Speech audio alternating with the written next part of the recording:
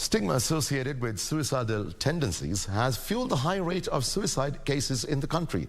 6 out of every 100,000 Kenyans commit suicide annually. And as Kenya marked the World Suicide Prevention Day, stakeholders are calling for consideration of suicide as a major public health issue and not a taboo, so as to enhance awareness on the condition and improve access to treatment.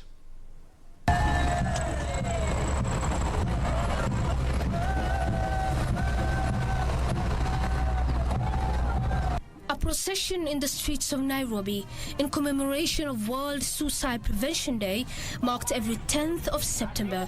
The day focuses on enhancing awareness on suicide with a call for proactive measures to manage it. The Kenya Red Cross, World Health Right and Cities Rise, among other organizations, came together to mark the day with the theme of this year being creating hope through action. Whereas the World Health Organization estimates that 700,000 people die by suicide annually, exact figures are hard to come by owing to the stigma associated with the condition.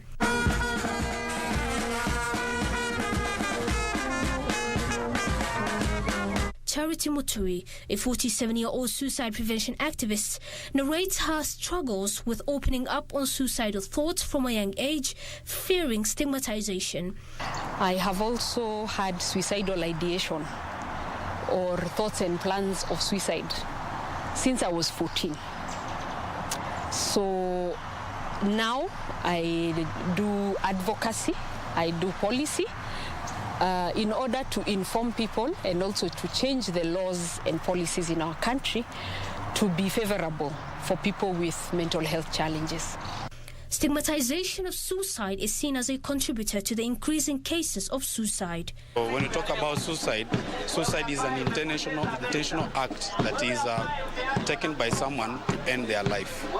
Yes, and the mission and the objective of our work today is to raise awareness on suicide prevention, to tell people that there is help out here, and there are people who are willing to come out and help you if you feel emotionally and psychologically disturbed. Stigma and discrimination that is associated with mental illnesses. So if you look at the people who have family members or relatives with mental illnesses, they may not accept that they have a mental illness. They say, they have been bewitched, they didn't do things according to their culture, and they are put aside. So you find the reporting, number one, is the reason. Number two is the mental health specialists that are there to diagnose rightfully mental health illnesses. The groups at risk of contemplating suicide include the elderly, people diagnosed with terminal illnesses such as cancer, and mostly men. Is also ill. People don't understand that mental health is a continuum. We lose it, we gain it. So you're all branded as a mad person. You're not given an opportunity to make decision. And I always give an example where this person has a lived experience and there's a chief baraza and they lift their hand and they want to give a contribution. What will people say? Even wazimu zake zimeongea. So you realize that people feel that mental illness is just psychosis. People don't look at depression. People don't think alcohol use is a mental illness.